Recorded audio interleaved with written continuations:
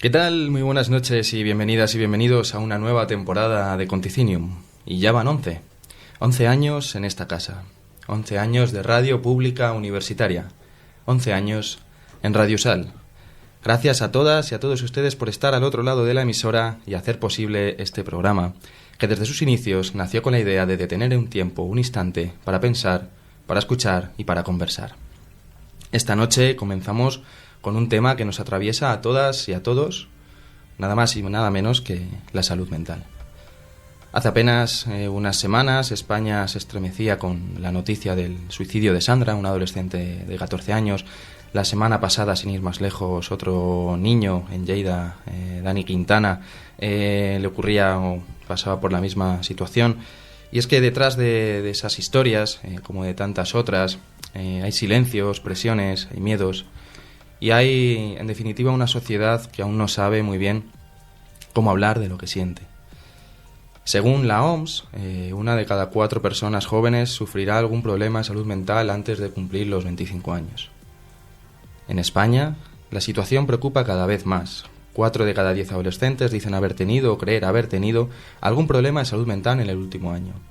Y entre las y los jóvenes de 15 a 29 años, el 22% presenta niveles graves de depresión, el 44% ansiedad severa y el 22% estrés intenso. A ello se suma que la tasa de trastornos de ansiedad en menores de 25 años se ha duplicado desde 2016, alcanzando ya el 32,8 los 32,8 casos por cada 1.000 habitantes, y en el ámbito local los servicios de urgencias han atendido en lo que va de año más de 1.700 casos relacionados con la salud mental solo en Salamanca, de los cuales el 40% corresponde a menores de 35 años. Todas y todos conocemos a alguien que está pasando por un momento difícil, una amiga, un hermano, un compañero o una compañera de clase, alguien que quizá no lo dice, pero lo necesita. Y ese alguien también podríamos ser nosotras o nosotros. Son cifras que hablan por sí solas, pero detrás de ellas hay personas, hay historias y hay realidades que nos interpelan. Por eso hoy queremos hacerlo sin juicios, sin tecnicismos, con serenidad. Hablar de cómo cuidar la mente, cómo acompañar, cómo prevenir, en definitiva, hablar de cómo cuidarnos mejor. Lo que sentimos, lo que pensamos y, sobre todo, lo que callamos. Y qué mejor manera para hablar de cómo cuidar la mente que con un psicólogo clínico. Está con nosotros esta noche Francisco Javier Gazapo Galán, o Fran.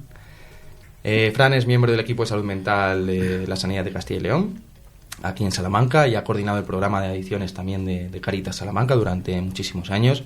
Ahora nos contará un poquito más a fondo. Francisco, buenas noches y bienvenido a Conticinium.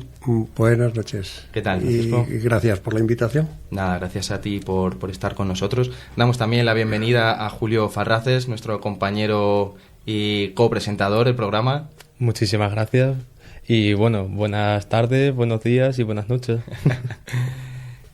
Francisco, empezando un poco por lo más básico, ¿cómo podemos promover una buena salud mental? Bueno, hay que decir que en estos días ha sido el Día Mundial de la Salud Mental. Y que cuando hablamos o pensamos en salud mental, normalmente se nos viene a la cabeza pues todo esto que tú has planteado, ¿no? La enfermedad mental. La patología. La ¿no? patología es lo que rápidamente se nos viene a la cabeza. Sin embargo, cuando pensamos en salud, no pensamos en patologías. Cuando nos deseamos salud, pensamos en bienestar, ¿no? Entonces, lo que tú planteabas antes me parece muy interesante. Empezar a asociar la salud mental al bienestar, a cómo ganar bienestar. Porque ya la Organización Mundial de la Salud hace años nos contaba que la salud mental no era la ausencia de enfermedad solo, sino un estado de bienestar físico, psicológico y social. Y claro, eso ya hablaba de tres patas de la mesa, ¿no? Y si ahora pues vamos todos a la IA y a Google a preguntarle qué es esto de la salud mental, ¿no? O qué dice la OMS, pues la OMS, os lo leo, dice que es un estado de bienestar en el que una persona es consciente de sus capacidades. Vale. Que me parece una buena apreciación, que seamos conscientes de nuestras propias capacidades, así como de nuestras propias limitaciones. Lo cual es complicado también, llegar a ese punto. Sí, porque a veces no nos preguntamos cuáles son mis habilidades, cuáles son mis potencialidades, para qué soy yo bueno. Y a veces me dejo ir a la hora de estudiar o a la hora de buscar un trabajo por lo que la sociedad me lleva, ¿no? Pero yo creo que todos valemos para algo, todos tenemos habilidades, todos tenemos potencialidades para algo, unos muy diferentes de otros. ¿Y no es también, perdona la pregunta, algo negativo buscar el valor en una persona? En plan, ¿no es como forzar a un estatus social o algo que también puede acarrear algún problema de salud mental? Si buscamos el valor que no tenemos, posiblemente entremos en ese problema, ¿no? Que es lo que a veces se achaca un poquito al tema de las redes, ¿no? Yo me comparo con, ¿no? Por eso es importante el que yo pueda hacer un análisis más sereno y saber para lo que yo estoy preparado, para lo que yo soy bueno, a la hora de ir enfocando, porque aquí sobre todo hablamos hacia jóvenes, ¿no? Entonces, hacia dónde puedo ir yo enfocando mi futuro, ¿no? Y en ese sentido es importante entender esta parte, ¿no?, que decíamos, el tema de las capacidades, cuáles son mis capacidades y mis limitaciones, para que yo sea consciente, saber afrontar el estrés de la vida, porque ya la OMS te dice que tenemos una vida estresada, como decías tú antes, ¿no, Eduardo? Tenemos una vida estresada. ¿Cómo gestiono yo eso? Que sería para mí la palabra clave de la salud mental. La gestión. La gestión de lo que vivo, la gestión de los problemas. Porque muchas veces no podemos evitar los problemas. Los problemas no los puedo evitar. Me vienen, yo no los pido, pero me vienen.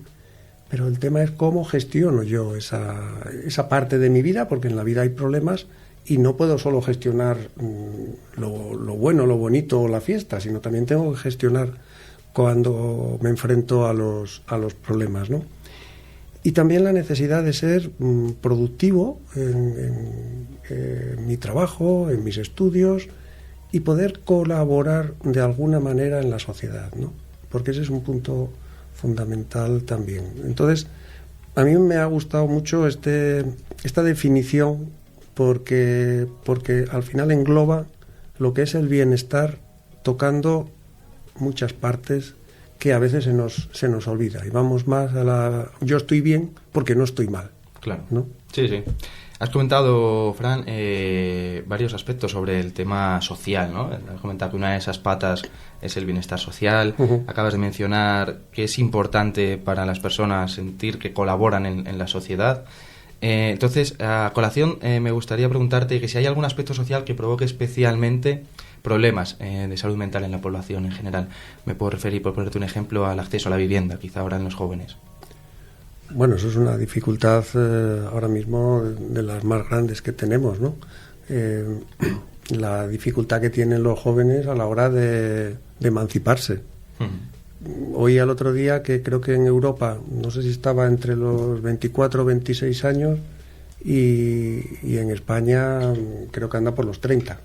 Con lo cual tenemos una dificultad en la que, queramos o no queramos, tenemos que vivir con nuestros padres, y que por muy bien que nos llevemos y mucho que nos queramos, al final las generaciones son distintas y los intereses son distintos, y la brecha digital y muchas cosas que nos hacen seguir conviviendo, en este caso con nuestros padres hasta unos años que ya no tendríamos que estar ahí, ¿no?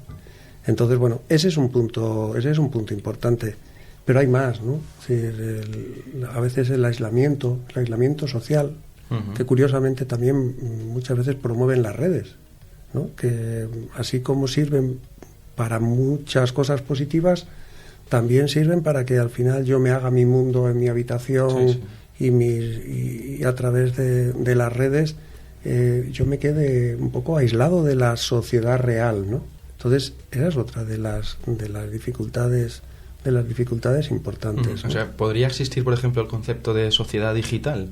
Porque hay muchos jóvenes que quizá no sientan ese aislamiento porque tienen redes de contacto, pero solo digital. Pero claro, luego se tienen que enfrentar al mundo real, a bajar a comprar una barra de pan. y quizá no saben ni siquiera cómo preguntarle al dependiente o dependienta cómo preguntárselo. Sí, claro. Esa es una de las dificultades cuando hablamos de ese aislamiento, ¿no? Por suerte igual no es la mayoría de los jóvenes, que los tenemos muy bien formados, preparados y muchos de ellos muy felices en el desarrollo de su vida, ¿no? Pero cuando nos encontramos con casos como los que vamos comentando, ¿no? De chicos que acaban buscando una salida tan dura como es la solución total, es decir, a quitarme la vida, ¿no? En un momento circunstancial porque lo estoy pasando muy mal, ¿no? Y no sé o no tengo esas herramientas para poder pedir ayuda, ¿no? En este sentido también me gustaría a mí incluir un aspecto que creo que es fundamental, ¿no? Uh-huh. Que es el valor de los vínculos, uh-huh. De los vínculos, ¿no? Hace unos días asistí a una conferencia de un programa precisamente de Cáritas, que en colaboración con la Universidad Pontificia, a raíz de este tema, ¿no? de la salud mental, hacían una jornada, y es un programa precisamente para personas con problemas de salud mental grave y vulnerabilidad social, ¿no? Uh-huh. Y precisamente ellos ponían sobre la mesa la importancia que tenía el tema de los vínculos afectivos. Es decir, que alguien me mire, que alguien me trate bien, me tienda la mano, simplemente puede ser el paso para que yo empiece a cambiar mi vida, ¿no? Por lo menos a intentarlo. Entonces, creo que no hay que olvidar esa parte de los afectos y los vínculos, ¿no? Y Fran, ¿son todas las emociones controlables? Pues lo que tenemos que tener claro es que todas las emociones son necesarias, ¿vale? Me gusta. Porque las 6 emociones, así, emociones, cuando uno se pone a estudiarlas hay muchas, pero hay como 6 grupos, ¿no? Y entonces las emociones tenemos que ser conscientes de que no pasa nada por tener determinadas emociones que a lo mejor no nos gustan, como puede ser el miedo, por ejemplo, la ira. Pero claro, ¿qué haríamos en este mundo si no tuviéramos miedo? ¿No? Hace un tiempo Pablo Motos hacía un speech de estos que hacía en El Hormiguero y hablaba del miedo, ¿no? Cómo el miedo dirige el mundo, ¿no? Y efectivamente, es decir, si nosotros no tuviéramos miedo, yo ahora saldría a la calle cuando acabara aquí y a lo mejor me atropella un coche porque no miro, claro, ¿no? Es decir, tenemos que tener todas las emociones integradas, ¿no?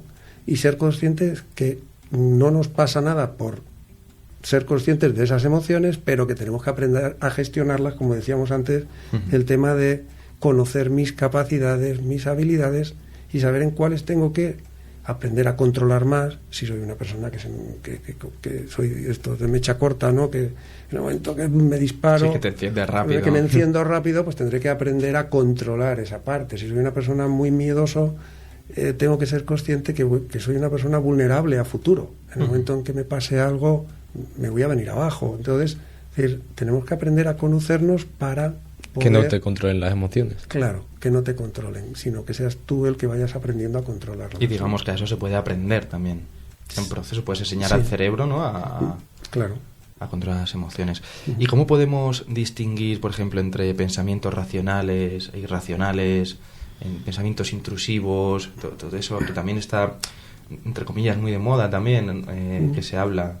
¿Cómo se puede distinguir realmente cuando estás pensando algo y tú dices, vale, esto es racional, no es irracional, me está viniendo un pensamiento intrusivo? A mí, por ejemplo, el otro día estaba en el supermercado y me apetecía coger como lo típico de meter el dedo en el plástico de las botellas de agua. Y dices, no, ¿para qué vas a hacer eso? Eso, claro, eso es un pensamiento, imagino que intrusivo, pero que no tiene ningún tipo de repercusión. Sí, maldad. Sí, exacto, pero ¿cómo podemos aprender a distinguir eso? Claro, a ver, el tema de los pensamientos es fundamental, ¿no? Porque si antes hablábamos de una mesa con patas, nosotros al final nos movemos entre lo que pensamos, lo que sentimos, lo que hacemos y cómo afecta eso a nuestro cuerpo, ¿no? Entonces, lógicamente, si yo tengo pensamientos positivos, va a ser mucho más fácil que genere emociones positivas, ¿no? Y si genero emociones positivas, va a ser más fácil que me atreva a hacer determinadas conductas del día a día, de, como decías tú antes, ¿no? De bajar a por una barra de pan y que eso no me dé vergüenza, ¿no? Pero a veces la clave está en esto que tú planteas, ¿no? Es decir, ¿cómo diferencio yo si lo que pienso es real o no es real, si lo que pienso es racional o no? Es difícil porque al final yo pienso por costumbre. Claro.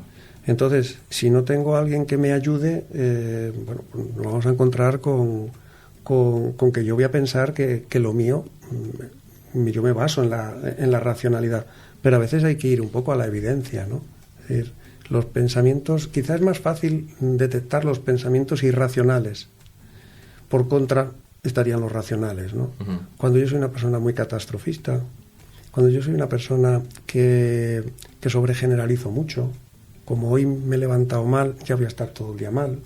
Como me salió este examen mal, este año no tengo nada que hacer en los estudios. Eso pasa mucho. Como mi amigo o mi amiga parece que no me hace mucho caso, esto es que me están dejando de lado, ¿no?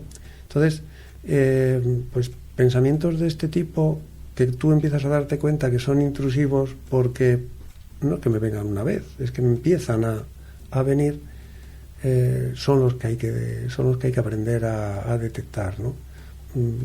Hay muchos tipos de pensamientos irracionales que van un poco en esa línea, ¿no? Uh-huh. Cuando yo pienso que tú ya sabes, me estás mirando y ya sabes lo que pienso, ¿no? ¿Cómo voy a saber, no? Pero nos vamos metiendo en esas dinámicas que son al final las que nos hacen funcionar de una manera o de otra, ¿no? Uh-huh. Entonces, bueno, creo que lo principal en estos casos es aprender a identificar nuestras propias dificultades. Nos vamos a meter ahora un poco más en lo que es tu trabajo. Recientemente formas parte del equipo Salud Mental de Castilla y León, aquí en Salamanca. Quería preguntarte cómo funciona el sistema. Es decir, desde que una persona acude a su centro de salud o al ambulatorio, va a su médico o médica de familia y le dice, oye, mira, tengo este problema de salud mental, ¿cómo se trata? Y luego, ¿qué recursos hay también para la población en general cuando tiene este tipo de problemas de salud mental? Vale. A ver, yo creo que en este momento podemos decir que hay muchos recursos, muchos más recursos que había antes, pero no los suficientes, ¿vale? Eso era otra pregunta que te quería hacer, que si era suficiente. Vale. En este tema de la salud mental casi nada es suficiente, porque no estamos, como decía al principio, hablando solo de la ausencia de problema, sino de buscar el bienestar, con lo cual el bienestar engloba tantos aspectos que si nos pusiéramos a diseñar un proyecto de bienestar, tocaría tantas cosas que ahora tenemos muchas y otras a lo mejor tenemos que inventarlas, ¿no? Pero volviendo a la pregunta que tú me hacías, cuando alguien se encuentra mal por el motivo que sea, por situaciones estresantes en la vida, por dificultades de sueño, por una ansiedad desproporcionada, por un estado de ánimo muy decaído, lo normal y la vía más inteligente es la de ir a tu médico de cabecera, a tu médico de atención primaria. Él es quien primero tiene que hacer un screening de tu situación. Él tiene que valorar cómo estás y ver de qué manera te puede ayudar, ¿vale? Valorará si te tiene que poner medicación, si no te tiene que poner medicación, y si él considera que estamos en un punto en el que a él se le escapa la atención de esa problemática, entonces es cuando hace una derivación, que es lo que se llama una interconsulta, con un especialista. Eso vale para toda la salud. Da igual que sea para psiquiatría que para traumatología, ¿no? Cuando a nosotros nos llegan las peticiones, nosotros lo que hacemos es, digamos, triarlas o filtrarlas, ¿no? de tal manera que pues se valora si en este momento la atención ha sido suficiente o no, porque en los centros de salud mental existe un colapso también importante, ¿no? Entonces, a veces nos gustaría, pero a veces no podemos atender todo lo que llega directamente. Entonces, hay que hacer un pequeño triaje para poder dar las opciones a las personas que en este caso más lo requieren. Y bueno, pues se pondría en lista de espera para ser atendido por psiquiatría o por psicología. Vale. Lo que veo por lo que me cuentas es que también ahí hay un problema de personal, ¿no? De recursos humanos, porque al final, o sea, si hubiera más gente, podría la lista de espera reducir, se podría atender a más población y quizá se podrían evitar problemas mayores de salud mental cuando quizá podría atajarse antes o arreglarse antes ese problema, como puede pasar con otras ramas de la como estamos sanidad. viendo que pasa en otras ramas de la sanidad. Al final es una cuestión de que cuanto más recursos tenemos, pues mejoramos la atención, ¿no? ¿Qué ha pasado ahora en Andalucía? De repente van a contratar 4.000 profesionales más, pues era porque había una carencia de 4.000 profesionales para haber tenido una atención lo suficientemente aceptable, ¿no? Entonces sí, tenemos creo que sería bastante mejorable con más dotación, con más dotación de profesionales. ¿Modificarías ese sistema? ¿Perdona? ¿Harías algún cambio? ¿Modificarías algo del sistema actual, sobre todo en la sanidad pública de la salud mental? Creo que lo que estamos hablando, intensificar el número de profesionales sería lo ideal, lógicamente. Pero esto no es una cuestión solo de contratación, es una cuestión de planificación. Claro. Que ahí obedece a quien lo tiene que hacer, que son las políticas públicas, ¿no? Tú tienes que prever lo que va a pasar en los próximos 10, 15 o 20 años, si se van a jubilar profesionales, si estás formando o preparando o sacando plazas de profesionales para que puedan acceder a esa sustitución, ¿no? Pero por eso digo que no es una cuestión solo de aumentar en un servicio, sino de una planificación de política sanitaria. ¿Y en protocolos? ¿En protocolos a qué te refieres? El protocolo actual que se sigue, el que has estado explicando, ¿no harías ningún tipo de modificación de cómo llega una persona hacia ese servicio? A ver, hombre, lo que sería para mí deseable, esto es una opinión personal, lo que sería para mí deseable es que pudiéramos tener a lo mejor una participación incluso en los propios centros de salud, ¿no? Que pudieran apoyar más directamente a los médicos de atención primaria. Creo que sería muy deseable que poder contar con esa baza, porque lo que haría sería que a los programas especializados pasaran aquellas personas que más lo necesitan, y a lo mejor a otras personas se les podría atender en sus propios centros de salud. Pero como digo, al final eso es una cuestión de políticas públicas y donde hay que tener en cuenta pues un poco todo esto. Sí, al final un poco como casi todo que se reduce un poco a políticas públicas. Fran, y recursos, políticas y recursos, ¿no? Dada tu experiencia en Cáritas Salamanca, ¿cómo se trata una adicción? Bueno, pues mira, desde aquí lo primero que me gustaría decir es que una adicción se trata desde una visión multiprofesional, ¿vale?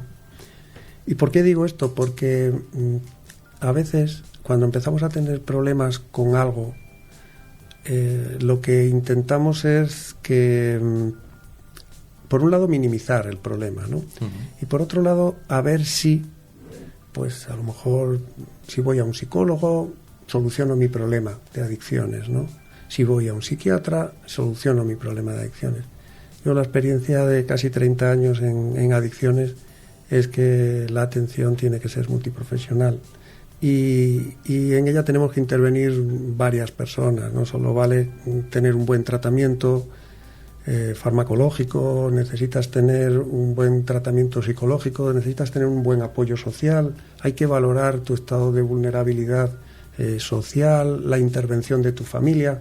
Al final es un trabajo que engloba un campo mucho más amplio de lo que pudiera ser una intervención individual de un profesional. Por eso creo que eso es lo primero, ¿no? De hecho, el comisionado regional para la droga lo que tiene establecido es que los centros llevan lógicamente su protocolo. Te hablabas tú antes de protocolos, pues tienen su protocolo de intervención, y los centros de atención especializada en adicciones tienen profesionales de la salud, tienen psicólogos, tienen trabajadores sociales y normalmente suelen tener educadores, ¿no?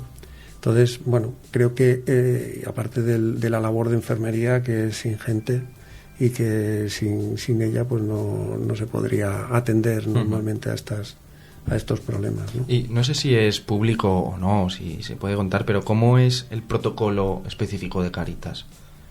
¿O cómo era cuando tú estabas ahí? Es decir, desde que te llega... Puerta abierta. Una persona, tanto al programa de drogodependencias de Cáritas, como al de Cruz Roja, como cualquier otro, el objetivo es que la persona llegue. Vale. Entonces no hay un proceso necesario de derivación como el que os he contado antes, ¿no? En el SACIL, sino que llegue y toque la puerta por donde sea, por teléfono, que venga, que se presente, que le podamos dar una cita. Lo importante es que esa persona dé el paso, o esa familia dé el paso de pedir ayuda, ¿no? Y Fran, sé que eres un precursor del deporte. ¿Qué papel puede tener el deporte o la actividad física a la hora de atajar un problema de salud mental y de adicciones? Pues mira... ¿Lo eres?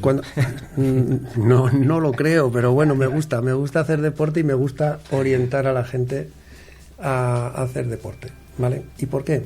Porque antes yo he hablado de una mesa con 4 patas, sí, en la que hablábamos de los pensamientos, de las emociones, estaba también el cuerpo, la importancia que tiene lo fisiológico, la importancia que tiene que mi vida y mi cuerpo interaccionan, ¿no?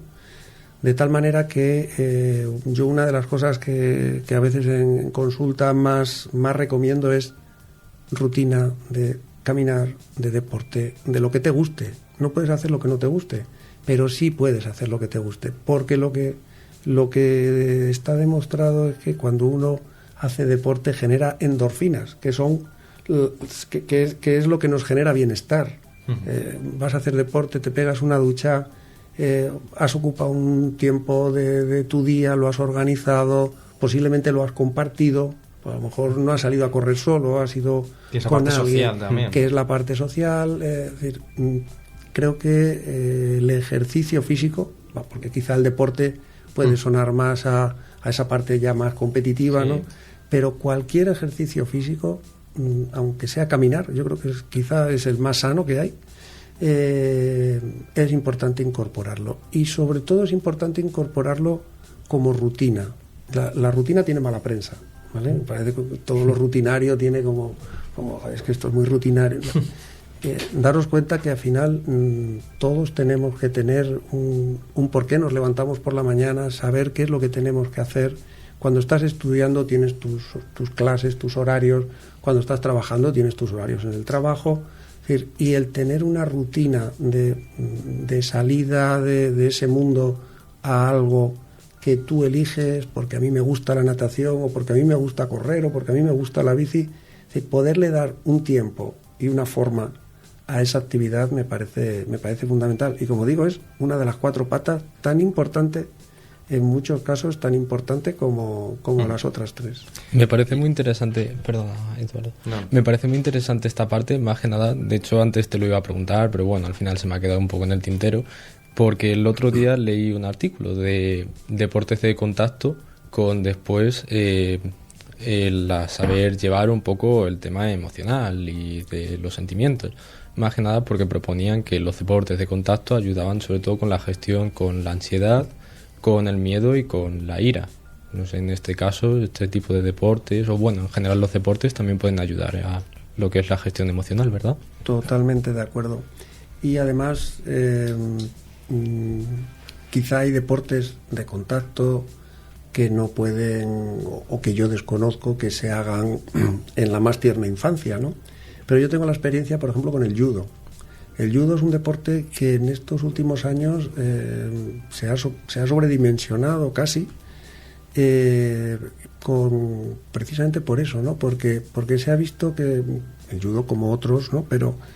Pero se ha visto cómo ayuda a gestionar esto, ¿no? A gestionar que cuando hago deporte, que cuando hago un combate, que unas veces gano, que unas veces pierdo, que tengo que aprender a gestionarme, que no me puede salir solo mi parte competitiva. Es decir, hay mucha educación en el deporte, ¿no? Por eso cuando estudiamos teníamos educación deportiva, ¿no? Es decir, que creo que la parte de vincular la educación incluso emocional con el deporte, creo que es un gran acierto, y creo que cualquier proyecto educativo tiene que incluir el deporte sí o sí, ¿no? Genial, Fran. No sé si para finalizar quieres acabar con algún tipo de reflexión sobre todo lo que hemos estado hablando, estas cuatro patas, estos vínculos, este bienestar, el deporte. Pues mira, creo que sería redundar sobre lo que ya hemos comentado, ¿no? Pero hace ya un tiempo leí me pareció interesante, ¿no? Y os lo voy a contar. Una psiquiatra hizo una encuesta a sus colegas sobre para ellos qué era curar a alguien, ¿no? Entonces, claro, cada uno dio su opinión, pues, los más variopintos, ¿no? Pues curar a alguien, darle un buen tratamiento, unos buenos fármacos, tal. Y hubo una persona que le dijo solo una palabra: cuidar. Cuidar. Curar es cuidar. De la manera que podamos, de la manera que tengamos. Pero cada uno, desde la posición que estemos, creo que para curar a alguien tenemos que cuidarle. Si no, no podemos curarle. No podemos curarle con un fármaco, si la persona ve que no tenemos mucho interés en él. No podemos curarle con una charla si no le llega, ¿no? Por eso quería acabar con esto, ¿no? Que para curar tenemos que cuidar. Pues muchas gracias, Fran, por venir a cuidarnos o a curarnos. Queremos dar paso ahora a Julio, que nos ha traído una nueva sección. Julio, cuéntanos. Exacto, muchísimas gracias y bienvenidos todos a Noticias Natura. En este caso, también muchísimas gracias, Fran, no solo por toda la información que nos has dado, que me ha parecido súper interesante, sino porque encima me has dado justamente el puntapié necesario para empezar con esta primera sección. Pues me alegro. Más que nada porque en este caso, me costó muchísimo encontrar, que te lo puedo decir, Edu, una noticia que me pudiese ayudar con el tema de salud mental, hasta que encontré una de la Cruz Roja, que hablaba justamente de que se está empezando a recetar salir a caminar por el bosque como algo terapéutico y médico, ¿sí? En Estados Unidos y en Canadá ya están empezando a recetar los médicos de cabecera salir a caminar o hacer cualquier tipo de actividad en el bosque. Y es que encima la Universidad de Essex analizó a más de 20.000 personas y descubrió que al menos quienes pasan 120 minutos al día en algún espacio natural tienen mejor salud mental y mejor salud física.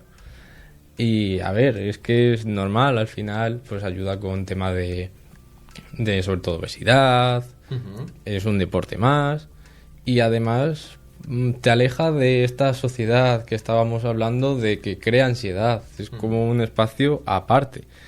Así que la verdad es que podría contar muchísimo más de toda esta información y de toda esta noticia, pero sobre todo quiero que nuestros oyentes pues empiecen a salir un poquito más, aunque sea a sentarse debajo de un árbol a leer un libro o incluso a caminar por el río aquí en Salamanca. O en San Pedro, ¿no? Del Arroyo también. ¿El qué? En Arenas de San Pedro. En Arenas de San Pedro. Allí os podría comentar muchísimas cosas más. Julio es de Arenas de San Pedro, pueblecito de Ávila. Sí. Y claro, buen sitio. Sabe lo que dice. Sí, la verdad es que sí. Ojalá poder tener muchísimo tiempo para comentar todas las rutas. Y nada, después de esta sección, y supongo que estará usted de acuerdo, Fran. A ver, antes decía Eduardo que si era precursor del deporte no sé, pero yo de la montaña... Bueno, yo de hecho vivo en el campo, lo primero, precisamente porque intento pasar esos minutos que tú decías. No sé si llega a 120, pero intento siempre... Seguro que son más. Siempre salir todos los días al campo, entre la verdad porque tengo perro y me obliga, pero creo que estoy totalmente de acuerdo con esto, y yo personalmente soy de las personas que cuando estoy en el monte me siento privilegiado por ello, y creo que es totalmente aconsejable. Además, ahora empieza la temporada de setas, siendo ya temporada otoñal, así que también invito a todos nuestros oyentes a poder empezar con esa temporada. Y nada, después de eso también voy a comentar un repaso súper rápido de todos los proyectos, porque es que desde que terminamos la temporada anterior no hemos parado. Así masticadito, sí. que hemos hecho. Y de hecho no hemos parado literal, que hemos tenido que coger hasta aviones. ¿Cuántos fueron? 4, ¿no? 4 aviones. 4 aviones para ir a Palermo a poder reunirnos con nuestros amigos de Greenforadu, que en este caso fue un poquito para comentar también todo lo que estamos haciendo y para poder realizar workshop. Nos enseñaron a hacer jabones. Estuvo, sí. Yo lo voy a sacar ahora del vaso. Sí, yo lo estoy empezando a usar, la verdad, para sobre todo cuando tienes las manos un poquito... Bueno, ya está ahí, Julio, no cuentes más para que lo uses, por favor. Pues nada, y aparte de eso, también con Greenforadu, pues ya hemos hecho el primer webinar, que en este caso lo hizo la Universidad de Wittenberg. Eso es. Que, ¿cómo se llamaba? Learn Great Skills and Recommend with Nature. Está perfecto. Justo como lo que hemos estado comentando. Y fuera de eso, pues nada, también hemos estado participando en Big Woman, que en este caso estuve dando un taller sobre el autoconsumo y la autosuficiencia y en explotaciones pequeñitas y cómo las abejas pueden ayudar sobre todo a la agricultura y la ganadería tradicional. Aparte de eso, pues nada, simplemente también os quería comentar de que estamos llevando a cabo servicios de consultoría y comunicación. Así que nada, si alguno de nuestros oyentes tiene un proyecto, una empresa o cualquier cosa que necesite realizar páginas web, redes sociales o cualquier tipo de vídeo, que sabe que se puede contar con nosotros. Muy bien, Julio, es que qué bien hacen las promos, macho. Hombre, es extraordinario. Vendedor. Gracias, Julio, por traernos esta nueva sección, la importancia de caminar en el bosque, en la naturaleza, y hablarnos de los proyectos en los que estamos involucrados como BBIR. Y nada, ya para terminar, también darte gracias, Fran, por venir a este espacio, compartir con nosotros y con los oyentes cómo podemos promover un buen bienestar, una buena salud mental. Nada, muchas gracias a vosotros por invitarnos, porque efectivamente a veces la salud mental, como decía antes, nos conformamos con no estar mal, ¿no? Y no nos damos cuenta que lo que tenemos es que promocionar nuestro mayor bienestar, y haciendo cositas como la que planteaba Julio, que al final esto, la meditación, el buscar un poco más en nuestro propio sentido de vida, es decir, hay muchas cuestiones que a veces no nos las planteamos hasta que alguien nos viene y nos dice, oye, pero ¿y tú esto? Y dices, joder, pues igual yo por aquí puedo tirar, ¿no? Por eso me parece muy interesante lo que ha planteado Julio. Y a vosotros que estáis al otro lado de la radio, nos escuchamos el último jueves de cada mes aquí en Radio Usal. Buenas noches y buena gente.